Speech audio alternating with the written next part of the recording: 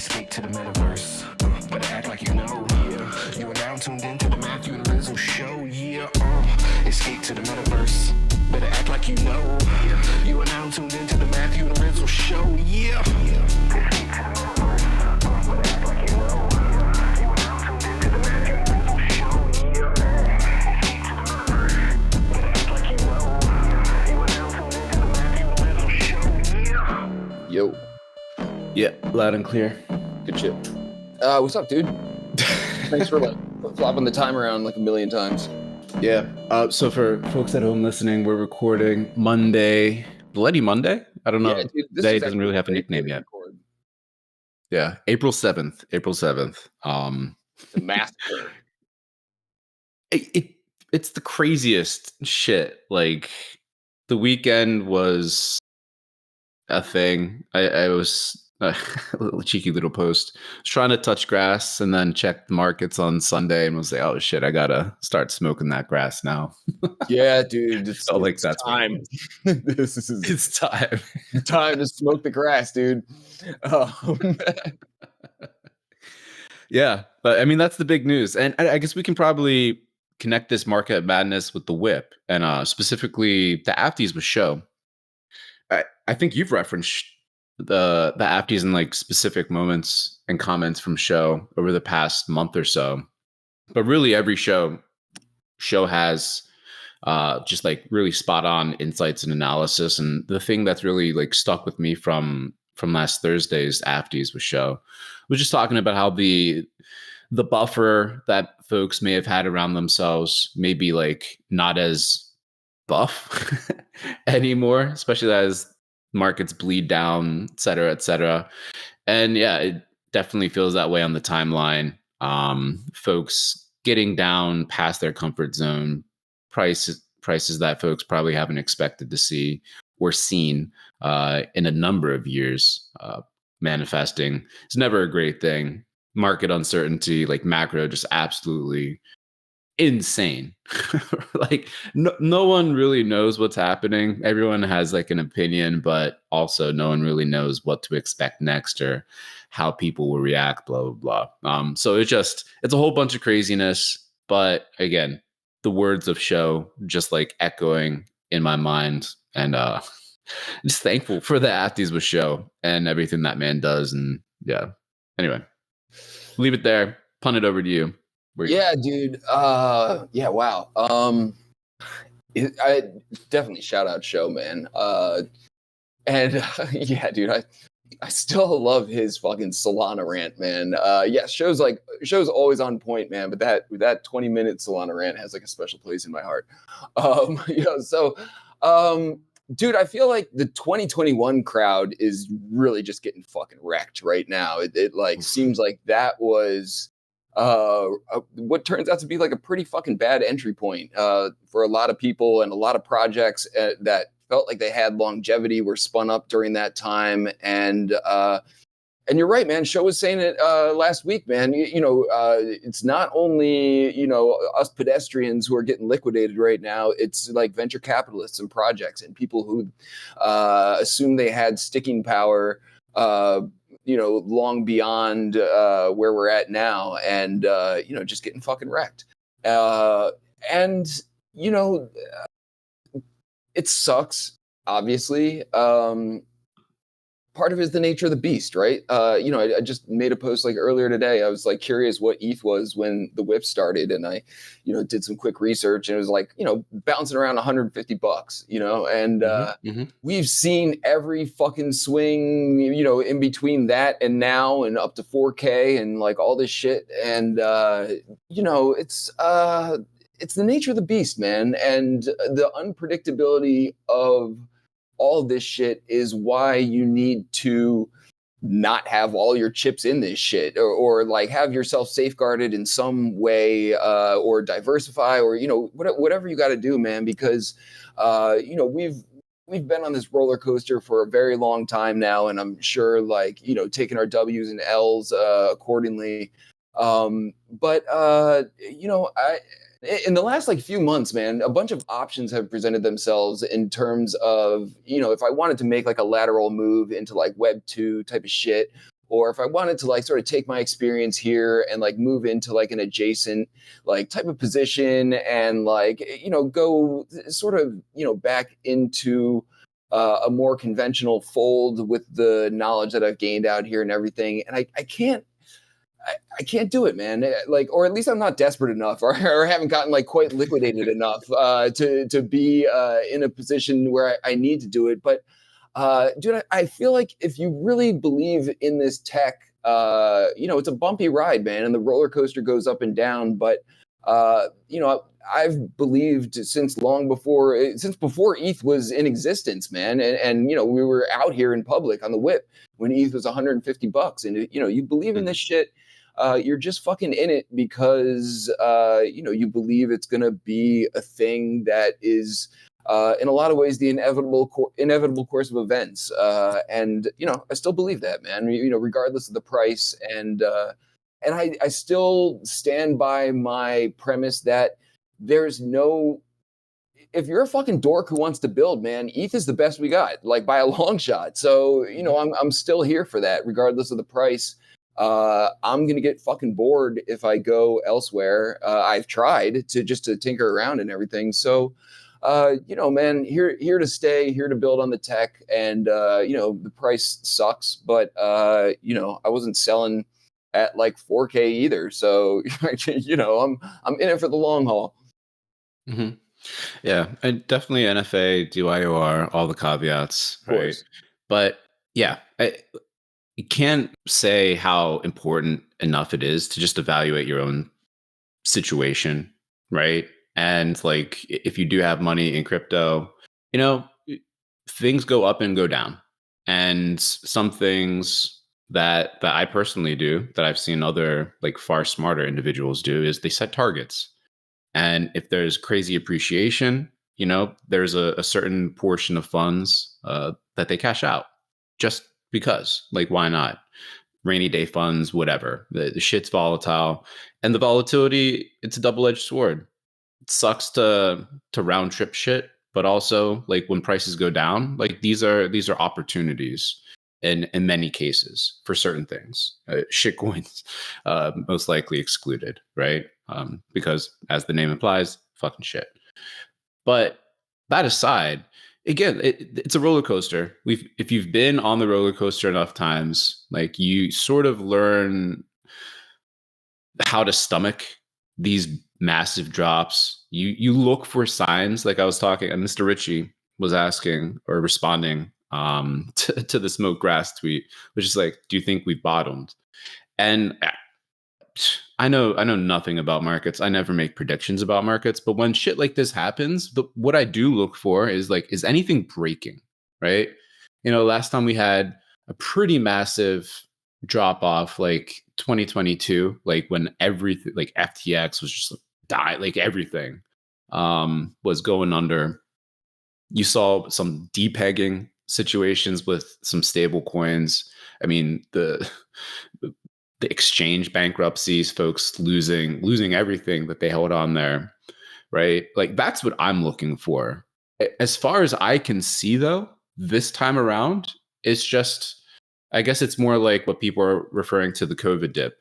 Massive sell-off, macro in the shitter, but things in crypto land appear to be still working, as far as I can tell. Again, we need to see how the rest of the week / rest of the month plays out, because some things take time to see the light of day. But nothing crazy happened over the weekend, despite losing like $1 trillion plus in market cap for the sector, which is crazy that we can like withstand that shit. So that's what I'm looking for. And it's like, and to your point, it's like, all right, things didn't break, and the dorks are still building. And honestly, the vibes on the Purple app, like it seems like it's good. And we're getting more folks from Twitter hopping over there. I saw a few folks saying like, yo, like looking both ways across the street, like almost like whispering to friends, like, hey, if you're a good shit poster, there's like no good shit posting going on over the Purple app, and they're paying people. And it's like we're seeing a little bump over there, and I don't know. Also, the fact that they're paying out folks on the weekly in USDC. So anyone that's been earning I got 3 as a months. result of posting on the Purple app, they haven't seen their balance fluctuate if they kept things in stables, which is like the virtue or benefit of getting paid out in stables. So you have folks that are still at least a little bit liquid. Again, it's not huge sums of money, but it's a lot of people that are getting a little bit of money at a time. So you can extrapolate from there. But like this is sort of like the lay of the land after a crazy tumultuous weekend in crypto land. Price down sucks. Nothing broke, at least yet. And Purple app is still humming along. Yeah. Shout out to the Purple app. I made $3 USDC shit posting there. NFA DYOR. Yeah. That's a great point, actually, what you made about like nothing breaking while all this is happening, because I feel like historically there is some fucking shit that goes down in the crypto world that is sort of like a catalyst to all this stuff. And it hasn't seemed to be, or at least that's like, publicly out there that I'm aware of. Yeah, man, the vibes are cool on the Purple app. I'm still like, new frames are continuing to pop up. Some are like more interesting than others, but they're all like blockchain related experiments, even the dumb ones. And this is what we were saying last week, man. That's what I feel like we've been missing for like so long. And so so it's cool, man, to like get back to that shit. And it's still sort of banging the same drum, man. It feels like people are building and people are like doing shit, and the vibes are probably not great today. I see like a bunch of like doom and gloom posts and everything, but that feels like a bucket that, as long as that doesn't implode, man, like I feel like that's what we needed to carry us through last cycle, man. I keep coming back to like Cent and how great of a community gathering point that was, like really, really early on. And then we all know how this played out, man, right? All the communities got like sort of fragmented once that imploded and the space grew and pockets developed and everything. And we really lacked like sort of a catch-all for everyone beyond like GitHub or something, which is like obviously not like a social media app. But I just saw something about Warpcast like rolling in some sort of like fucking GitHub import or something like that. And so I'm like, we really needed a place where people who are like genuinely interested in the tech beyond just like selling shit on Twitter could like fucking find each other, like, quite honestly. And we had that back in the day and lost it for like many years. And it feels like Warpcast has become that. And that's the kind of shit we need to like carry us through, like, regardless of where these markets dip to and everything, like being able to like actually find people to collaborate with and like, sort of circle the wagons in times like these has been impossible for a really long time. And now it actually feels like you can sort of find people and reach people without having to sift through Twitter's like bullshit algorithm. Yeah, it's proving to be an increasingly important beachhead for like the community writ large to hop over to. I think the GitHub mention that you had was there's sort of a few options for the next verification that they're considering to add. So there's like individual domains, GitHub, things like that, just like to associate with handles, which like the more associations there, you can do a lot more like gated experiences, blah, blah, blah, heading for it. So it's cool to see them continue to innovate. And again, like the linkage to OG Cent is definitely not lost. Part of the reason jumping over to the Purple app was just because, well, we saw what Cent was early on in our days, and it's like similar-ish enough, and obvious and honestly a lot better, just even more crypto native. So like all those similarities and parallels is like we can't miss the next crypto social wave, which feels like it's going to be a purple wave, if anything. But it's not the only sort of beachhead there for communities. I think what Roger Dickerman's doing with 24 Hours of Art, with especially the digital art collecting community, artists, collectors, having that daily touch point, using NFTs to form that sort of collective behind the scenes, and having a more accessible NFT for the daily subscriptions for folks to either like get into the token gated website or the email, and then the regular sort of shows and everything that he does publicly and privately. Places where people can go on the internet for the things that they love to do. Right, Purple App is for all the dorks that like to do all these cool experiments, and increasingly much more things for like non-dorks too. Like we were touching on a couple weeks ago with like Crypto the Game, and the types of users that were playing that, which at least from my vantage point didn't look like dorks at all, which is cool to see. And, yeah, like a nice mix of like guys and gals. But on the fine digital art side, it's like we got Roger, what he's doing, what he's helping to build out for folks, and keeping all the associations tight there. Now, most recently, most notably, striking a partnership with Super Rare, who recently struck a partnership with Transient Labs, who recently acquired Mackenzie of Ensemble. Right, so it's just like you see this sort of trend towards consolidation and creating like bigger, larger beachheads for community and participants.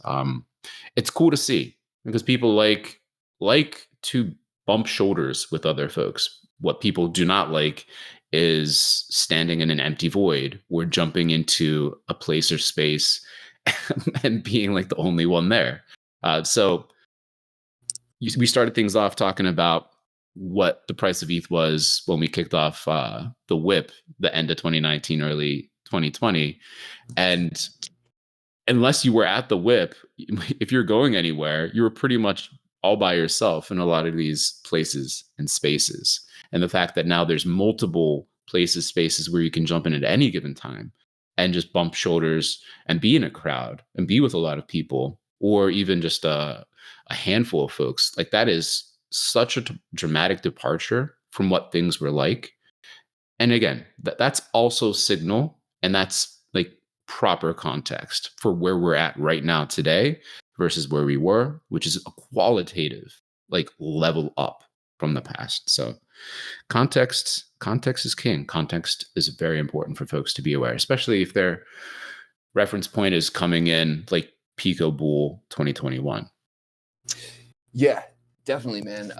Yeah, I have like mixed feelings about all of these like partnerships. I feel like some of them are necessary to move the space forward, but there's a big difference between like consolidation and collaboration, and I feel like consolidation gets dangerous, man, and that's how we end up with like people sort of like creating these fucking funnels that everyone has to go through as an entry point to like get to the audience, and collaboration is like all these people fucking work together to like move the space forward. And I feel like we've seen both sort of manifest themselves out here, and the consolidation moves seem to be the ones that have imploded, quite frankly. Up until this point, there's not a lot of unless they get like sort of pushed into orbit, like Coinbase style or something like that early on.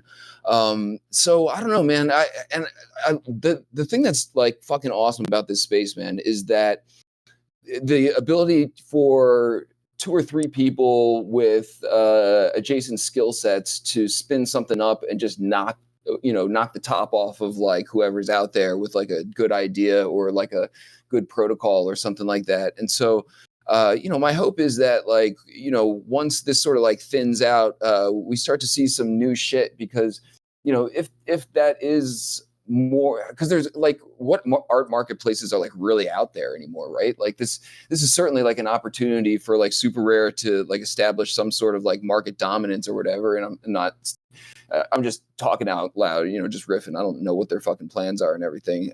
But again, man, that's sort of been the complaint of like a lot of these platforms, is there's sort of like a gated entry point, and that we're always going to have those, but we are definitely in a situation where I feel like we need just a more diverse landscape. There's just not a lot of like places for people.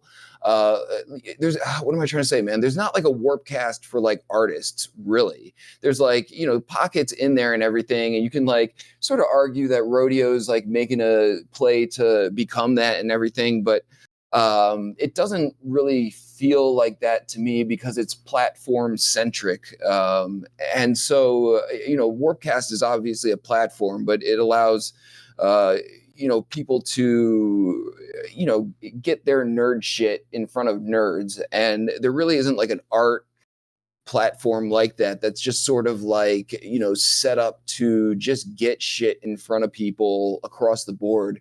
And that's what it feels like we've been lacking for a long time now. And with the marketplace is just thinning out, it would be nice to see some sort of like Warpcast-ish version of that kind of thing, man. Maybe it's rodeo and I'm just in the dark, man, but it doesn't, I don't know. Maybe I'm missing something. Mm-hmm. Yeah, no, I think your point on collaboration versus consolidation is on point.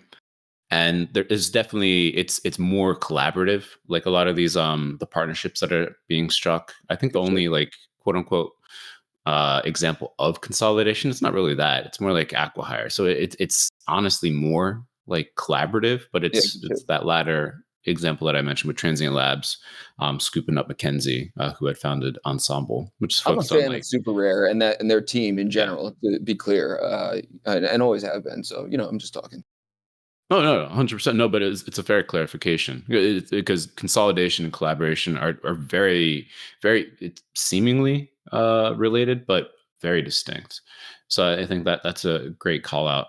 But to your point, like they're again for the established marketplaces and players, Super Rare still alive and kicking, and I think them joining forces, more Transient Labs who are wizards with the smart contracts and just creating like new novel release mechanisms and dynamics for artists to use that apply to one of ones, but that can also be extended to multi work collections, limited editions, like all the stuff in between, up to but not including shitcoins, as far as I know, um, is really interesting, right?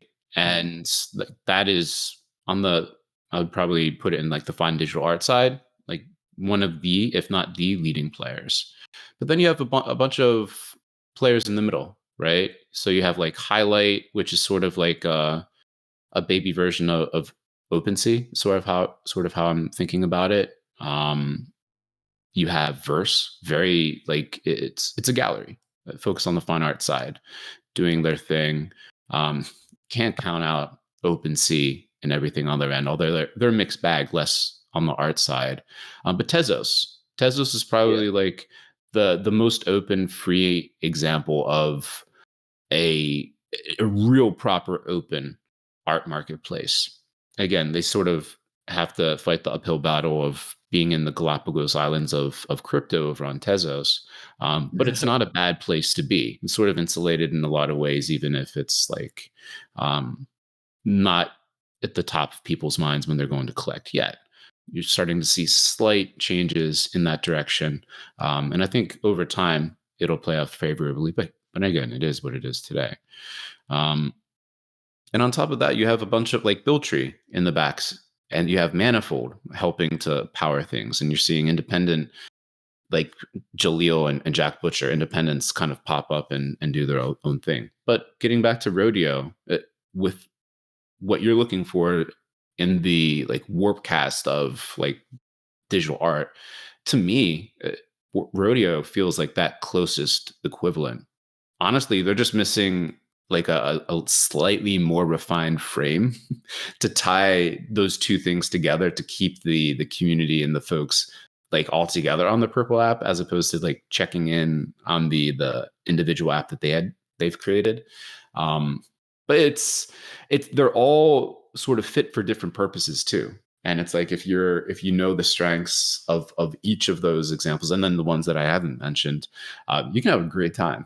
And there's a lot of things that can happen, but it's definitely going to be fun to see how all these different experiments play out.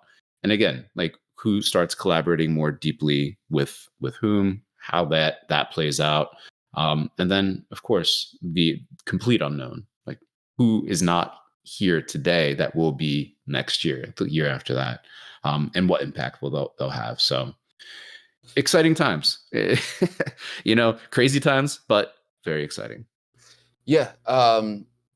Yeah, Rodeo's frame sucks, man. I can't even get it to work. Rodeo, come on, fix your fucking frame and red pill me. I'm like here for it. I feel like that thing, like what I'm talking about, could exist within Warpcast. Like, I guess my thought is like a lot of the things you mentioned, I agree are cool and sort of it, but um, you got a lot of like devs and creatives in the space with like coding and tech skills type of shit.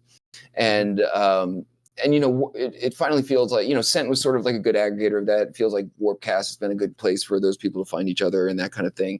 And a lot of us have been entrenched in this space for like a long enough time that we're not fucking going anywhere. And it's important for us to be able to find each other and figure out how to move forward within the industry and this and that. And I feel like on the artist like creator side of things, it's really been a exercise in building marketplaces to sell their shit, not like websites or apps or platforms for them to show off their shit like across the board kind of thing. And so, you have these pockets that like allow you to do it pretty well. Rodeo being one of them, Tezos being another one. But I'm like, you got this group of people, creators, artists, that kind of thing, who a lot of them are like myself, but just on that side of things, they're not going anywhere. They're like thoroughly entrenched, and this is where they're here to stay. But I also believe that in the grand scheme of things, like NFTs are really the best option for a lot of these people, even if they don't know it yet. And so this is I feel like there's like a gap in the market, or there's like an opportunity here to like sort of circle those wagons too. And Warpcast has done a pretty good job of like circling an adjacent crowd. And they're like, dude, I was a big hater on they're like frames within frames within frames and all these fucking apps within apps and like all this shit. And now I'm sort of on the other side of things, man. I'm still farming radishes and like all this shit, and it's like really fun. And so I'm like, maybe there is an opportunity there for someone to like drop a frame that like sort of gets it right, because I would like to shout out Metageist, man. He was one of those people who was like sort of hopping from Twitter to Warpcast, and he's been on Warpcast, but just sort of poking around again. But I would like to easily be able to see all Metageist shit, man, or like have a feed of like my favorite creators, like sort of like Instagram style, but like proper like Web3 native and everything. And I'm like, dude, these people need that. Like, it's not like there's something out there that's like even janky. We're just missing like what I feel like is a big piece of the puzzle here. Yeah, I mean, like Deca is sort of doing something towards that end, and Shape by extension, but it's not perfect. It's tricky, man. It's an expensive technical problem, right? And it's very manual, and it's very custom for a lot of folks.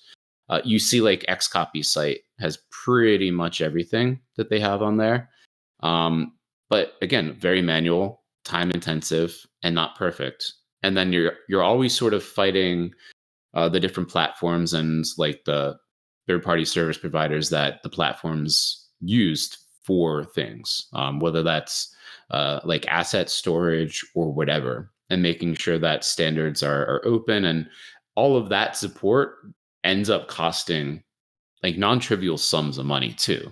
So that's also part of the problem, and also part of like why you're not seeing that thing that not just you are expecting, but that's something that is a perennial ask from most artists, to have that sort of support built out so that their whole body of work isn't one single place for folks. It's a time intensive, expensive exercise at this point. Hopefully, hopefully folks are able to stick around to the point that their balances increase to support that sort of initiative, because that's something that benefits not just individual artists or their collectors, but the whole space writ large. And if there's like one point of like disappointment over the past especially like 4 years, like for companies that had been around during Pico Bull, where all that money was sloshing around, right? Have had any of those individuals like used those funds for purposes other than just massively like increasing headcount or on like worthless marketing spend? Had they put it into like infrastructure development like that, I think we probably would be in a dramatically different place. Had those sort of like basic like easy discovery avenues been created. But it is what it is at this point. Here, I got it, man. I just worked it out in real time. Where's Cameron Yeah. at? Fucking Hidden Forces is like tinkering around with shit too. We'll get them on it, man. Right? I feel like it could just be a frame, right? I have my own frame. Everyone's already got their own like links and portfolios and profiles and all this shit, man. Let me just like populate a Rizzle frame in Warpcast with like, a bunch of links and shit that I have for sale. And so and let it be featured in like a prominent spot, man. So when I make a post, someone can easily click the little frame icon next to my name and it opens my shit up. I feel like just no one's really like approaching anything with like, artist interests forward, man. And all this shit is out there. We just need someone to like give it some fucking visibility, like that makes it easy for people to see. So I don't think it has to be like reinventing the wheel, man. Some fucking jank ass frame that I can drop some links into that like people know, like, okay, this is where whenever I see anyone's post, I know where their personal shit is and I can just easily access it. I don't even have to fucking leave. I don't know, man. It seems like it's just not. It doesn't have to be rocket science. Everyone's used to jank shit. We're on Warpcast. And like, let's not like pretend like this is some fucking glorious, seamless user experience. This is fucking jank as fuck. And like half of the frames don't work. And like, I got to update the web app. The web app is, or the website's constantly crashing. Right. It doesn't even work on my computer anymore. I got to update it like 4 times a day. It's like jank as fuck. So like, like let's just roll some shit out, man. Let's manifest it. Yeah. I think it's coming. It's inevitable just because it would be such a valuable feature like public infrastructure almost essentially, right? Where everyone would benefit from that. But you got to get to a better point. It'll come probably in the next. Man, and I'm going to reference this podcast when it does, and I'm going to be like, I told you. And you will be able to do that because we are going to be uploading this to Arweave when we publish on pods.media. Shout out pods. Shout out minimizing frames or mini apps, whatever we're calling it on the Purple app. Dude, I cool. Broke a cardinal rule. Normally I go for trail runs. I don't have headphones. I don't have like smartwatches or anything like that. I just go into like the woods and run like old school with clothes, not fully naked. But when they pushed out the frame minimize app update, I was like, oh shit, like the Pods frame is actually like a podcast player now. And I put on an episode, I forget what I may have been Purple People by Jake, and minimized that, threw it in my pocket, my phone, and then went through the woods. And I was like, oh shit, I'm listening to this podcast on this frame. This is like a level up. This is like an app in an app type situation. It's cool. It's a very cool update that turns a lot of these sort of like weak ass, like properly mini apps into like proper apps that have the functionality that you'd expect of like a regular podcast player. But now like the podcaster all on chain, like permanently stored like an Arweave and IPFS forever or whatever. But that was a cool update. Dude, it really makes you think like, what the fuck is normie social media like actually doing or working on? And we all know what the answer is to that. But I'm like, dude, these companies have billions and billions and billions of dollars and they can't make a little podcast aggregator like on their social media app. Like this isn't fucking rocket science, right? But I'm like, remember like Twitter Spaces started and it's like the most basic fucking thing in the world, and everyone like shit a brick, like it was a giant leap in technology. And Warpcast has been like a thing for not even that long, and we got like mini podcast players that aggregate podcasts, from like all over the fucking place. It's like it's cool. I mean, it is cool. period. But I'm like, dude, like it really does make you think, like, because shout out to Show, man, when he's talking about like all the money getting wiped off the board. He's just like, where did it go? Like, where does that amount of money go? And that's how I feel about like Twitter, man, and like a lot of these social media apps is like, dude, the money's certainly not going on enhancing user experience.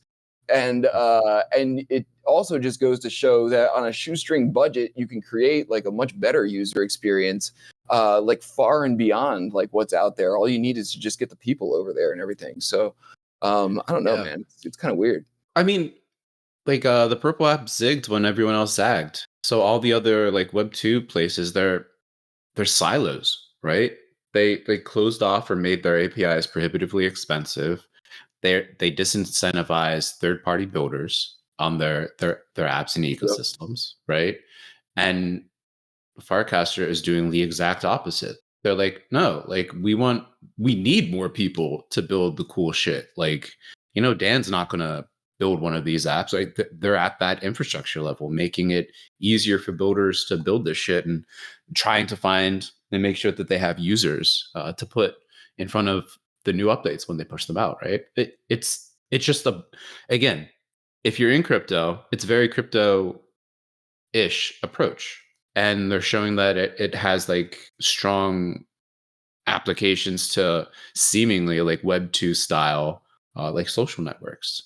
And it's just, you just combine those two parts in the way that they've done, iteratively build out and add things, test things out, see what works, see what doesn't. Things don't work, keep trying something new. And it just, they're getting closer and closer to something that is working for more varied types of users and a more diverse user base. Yeah. So Scent is actually how I got in. That was my intro into the ecosystem. I'd been involved in crypto and Bitcoin and a bunch of different alts and all that kind of shit since like 2012, but it had largely stayed away from ETH for no real reason, but I just, hadn't really taken the time to dive into it, and, was just in the mix with like all this other shit, and was somewhat of a Bitcoin maxi at the time. But Cent was like sort of my intro to ETH, and I was forced to start interacting with ETH because you were forced to on the platform, and now you're getting little tips and shit like that, and I was like, all right, cool. And so I have mixed feelings about Base in general. But obviously Base is an L2 on ETH, and I feel like, again, man, if we're like comparing those kind of things, like that's what onboarded me into that ecosystem. And I was already like very heavily entrenched in crypto, but I came to realize that there was sort of that was, what am I trying to say?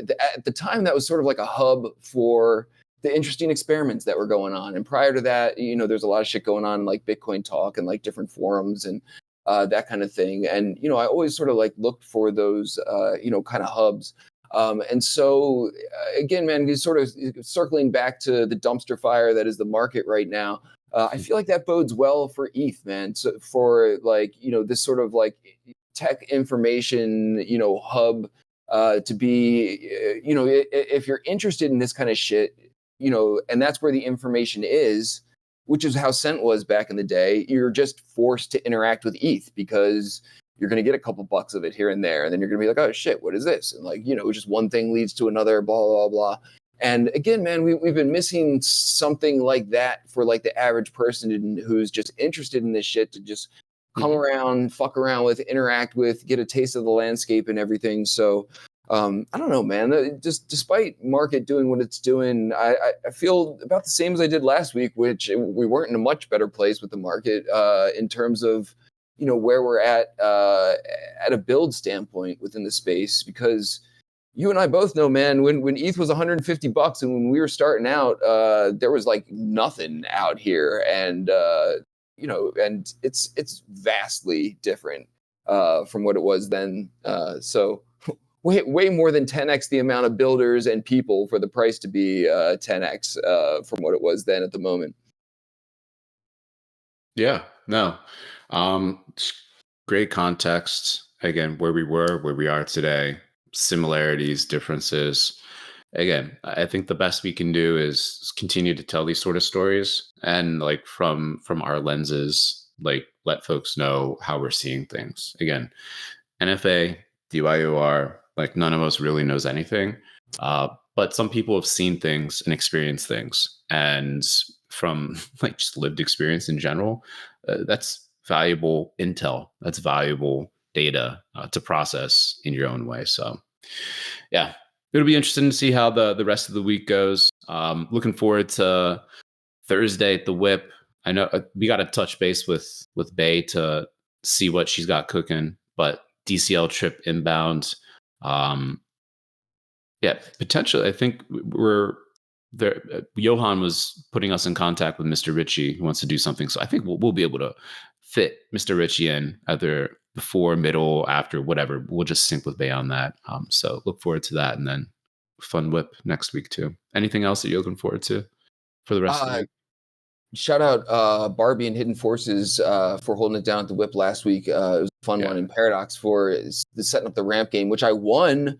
I landed my frog in the little bucket, which I was just reminded of this morning when I saw the art piece that I won, which is fucking dope, dude. And I just followed that artist that was off my radar. And I never win anything, so I'm very proud of myself. But also didn't realize this art piece was going to hit my wallet, and I love it, man. Do you know? You care to tell anything about the artist or the piece? Yeah. So the piece that you, Ballistic Banana, and Brookhawk were all sent is a limited edition by the artist Greg Nick Shimuka. The title of the work is Red Hook, Brooklyn, Atlantic Coast. So I know Brookhawk is going to dig this one, his neck of the woods. But if you look at the artwork, if you look closely at the border, you'll see something that looks a little bit like Excel. This artist is known for creating a lot of their digital works using Excel. No shit. Yeah. And they have just scenes that are like mosaicked, a little bit more abstract, but their color work is just really powerful. You can see that this is sort of like the coastal area. You can see visions of that. They have some just beautiful work. This is a work that they released on the Create app towards the end of 2024. Just a beautiful work, very cool artist. And think that, like, I know you and Brookhawk would definitely like this, and I have to imagine Ballistic Banana would be a fan of it too. So just a beautiful, nice, tight, limited edition gift for playing that and winning, for you. Like, I think the first time ever, that really fun ramp jumping game that Paradox set up for last week's whip. That was awesome. It was really, really fun. Dude, it was. Shut up, Paradox and 9/0, man. And dude, that was the other thing I was thinking last week, man. I was looking at that picture of that Foxy Yoga took of her flying off the ramp over the whip parcel on a skateboard that Paradox had like spun up using AI earlier that day and just imported into Hyperfy. She was wearing her Decentraland avatar. I don't know if I said that already.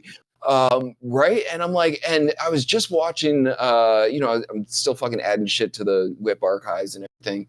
And, just pulled up a clip from one of these old whips where we're in crypto voxels and, everything's all fucking jank. And I'm like, damn, dude, we've like really, really come a long way since then. And it also like made me think, man, when it comes to like the Web3 metaverse and everything, we like really had to build this shit from scratch, right? Like Crypto Voxels was the best we had at the time.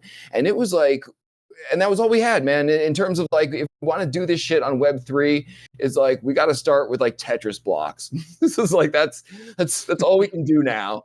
And we're just going to hope it gets better at some point. And it feels like we've like really gotten to that point, man, where that we, always sort of hoped it would come to.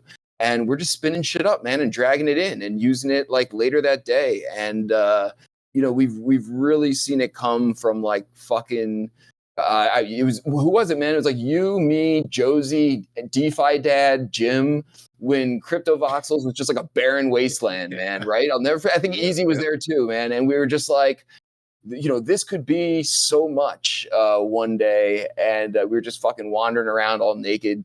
And here we are, man. It's kind of wild to think of it in that context.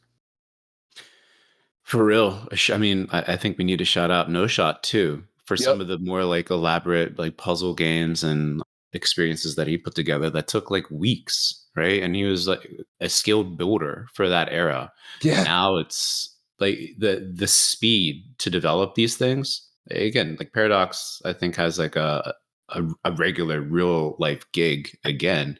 So all this is sort of like nights and weekends activity, and he's able to whip these things up with the quickness and like increasingly faster. And it seems like that's what like Ash specifically is optimizing for with Hyperfy, and it like broadly what other virtual worlds are optimizing for and what people are expecting AI to enable. And we're just at the, as always, the bleeding edge of this like paradigm shift in terms of being able to develop these experiences, these games that like groups of people are able to participate in and have fun with, right? So again, for everyone listening, y'all are early. Thanks for being in the future with us right now today. And if you're listening to the first time and you want to be in closer contact with what's right around the corner, make sure you show up to the whip every Thursday, or most Thursdays, 12 p.m. Pacific. Yeah, dude. There's a lot of us out here who should be making a fucking stupid amount of money for the skill sets that they have that are really niche and important. And Paradox is one of them, man. The fact that he's able to churn this out on nights and weekends is absurd, and someone should pay this man a stupid amount of money to do this shit. It's fucking. He's really really talented across the board. So goes for a lot of us, man. Get it. Boom. Good shit, dude. Yeah, good shit, man. Looking forward to the whip this week. And yeah, man. See you in the metaverse. There we go. Shout out Joseph Goats in the crowd and Dragonite for holding it down in the box, keeping the recording nice and crispy. Thank you. All right. Later, dude. Later, man.